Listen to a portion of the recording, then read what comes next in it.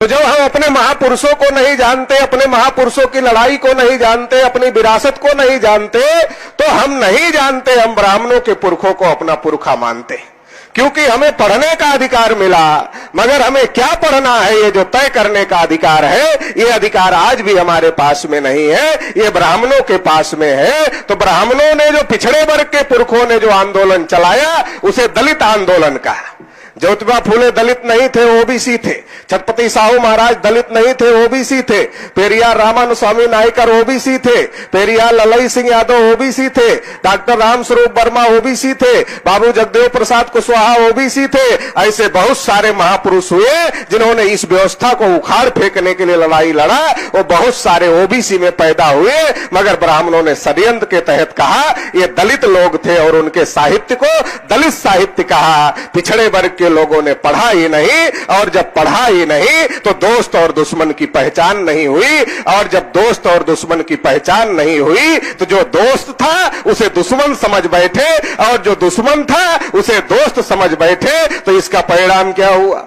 इसका परिणाम यह हुआ कि आज की तारीख में देश में जानवरों की गिनती होती है, कुत्ते बिल्ली की गिनती होती है। अभी भारत सरकार का फिर आदेश आया कि जानवरों की गिनती होने वाली है। देश में कुत्तों की गिनती होती है, मगर ओबीसी की गिनती नहीं होती।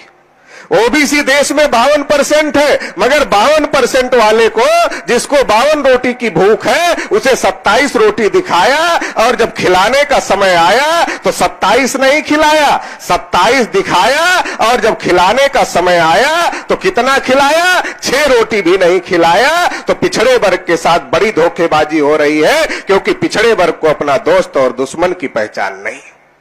जिस तिलक को पिछड़े वर्ग के लोग अपना नेता मानते, अपना मसीहा मानते हैं, उसी तिलक ने 1918 में जब बाबा साहब अम्बेडकर ने और भास्कर राव जाधव ने अनुसूचित जाति के लिए और ओबीसी के लिए विधि मंडल में आरक्षण की मांग किया था, तो उसी बाल गंगाधर तिलक ने कहा था तेली को संसद में जाकर क्या तेल निकालना है, कुर्मी को संसद में जाकर क्या हल चलाना है, दर्जी को संसद में जाकर क्या कपड़े सिलना है, तेली तमोली और कुनभटों को संसद में जाकर क्या करना है। अगर तिलक की लड़ाई, तिलक का स्वराज्य सबका स्वराज्य होता तो वो तेली को तेल निकालने के लिए संसद में जाने की बात नहीं करते, कुर्मी को हल चलाने के लिए जाने की बात नहीं करते। इसका मतलब तिलक की आजादी हमारी आजादी नहीं थी।